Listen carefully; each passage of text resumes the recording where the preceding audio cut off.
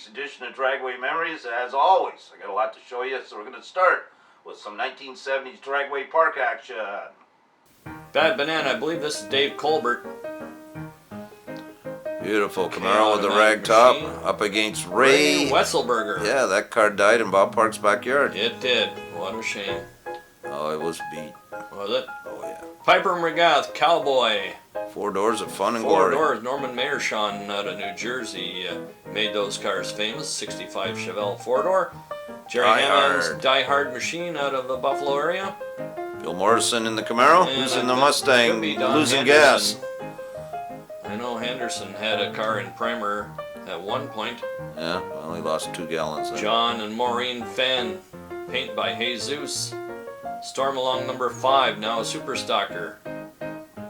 Troopy Kling competition, still helping them out. We don't know who this is. We'd love to, though. Look at it. Fender well headers, running tricks on the front, too. Nova looks sweet, too, as it goes on by. Yep. Bill Morrison in his 67, Bruce Fitzgibbon in the 69. Small block in the Camaro. Yeah, doing the job. 428 in the Mustang. Piper McGrath again. Fedden in the Camaro. The captain. 1860, the captain. That's his number. Let's see if he can get around the Cowboy. Well, we don't know. This is the Reaney Brothers. Okay, folks, this is the Reaney Brothers, and this is also the end of this episode. I want to thank you all for watching, and we will see you next time.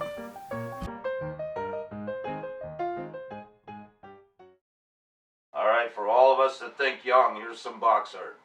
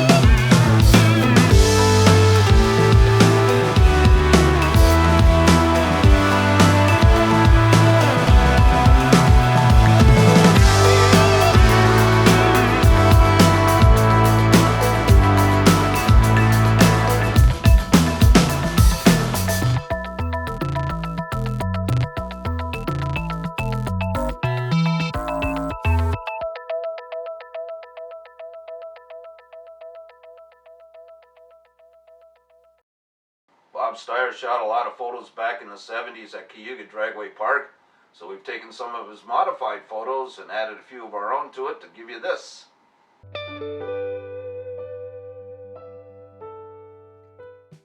Paul Day's Agitator. He had this 33 and he had a 40 pickup as well out of Cincinnati, but he spent a lot of time going to the races in Canada, and I'd love to know what happened to this one because this was a very popular car. Later went alcohol funny car racing with a Vega, and I think he finished his career out in a Monza. This is the 40 Willys pickup that I was talking to. Look at the polished rims and just a great job. Could always find them at the division races in Canada. Talk about modified production, and we'll have to do a 10 best or 10 most notable modified racers out in Canada, but these two sure fill the bill.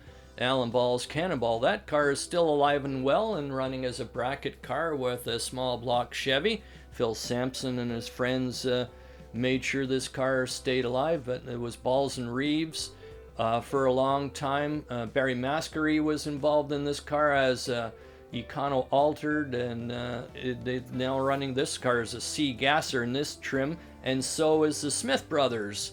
They bought this car off of Beatty and Woods when Beatty and Woods got a hold of the Motown Missile, and this car came available. This car is the Burke and Jensen car, the second Hemi Cuda into Canada. This one was originally the automatic version.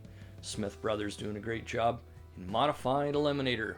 Now, this is a car out of New England area, big block Chevy injected, speed parts and accessories. I'd have to do more research on this car. Rosso and Weir 392 Hemi, and they were able to cash in on the Donovan 417 and stuff. This is an earlier version where they still had steel heads and all that, but they went 392 racing for quite a long time, Rosso and Weir, here at the Sanair National event. Rick Randall from Sarnia, and I have a bunch of pictures in my collection about this car. This car was a hard running 427 4-speed car, and it had all the best of the best. You can see that Giannino's name prominent on the quarter panel. He was down very close to Michigan, so most of their stuff, most of the racing he did was in Milan and places in Michigan, but he would come up for the divisional races.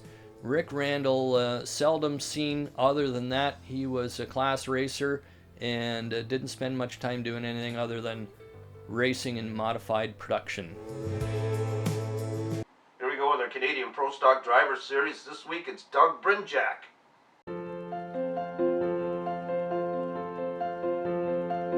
Doug Brinjack, Canadian Pro Stock racer, very famous for his hippie Hemi altered. Now wanting to step it up a notch. That's him at the very last with the jean jacket on. He bought this car from Alban Gauthier. That is a conference-winning car of John Petrie. And on the way home, they took it to Tom Smith's Wolverine chassis in Michigan, where it got pretty made over.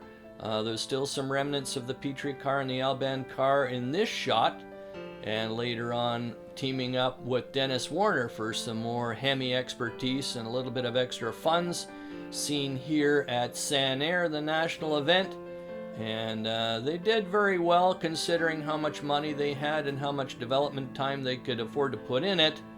This was the last competitive entry for both Brinjack and Warner. They sold it to Nick Minialoff, who campaigned the car as a Pro Stock car and a C-Gas car until Nick had some problems in Quebec and rolled it all up. And Nick then had the car rebodied into a Plymouth Volare, never finished it, and Donnie Cloak purchased the Volaris.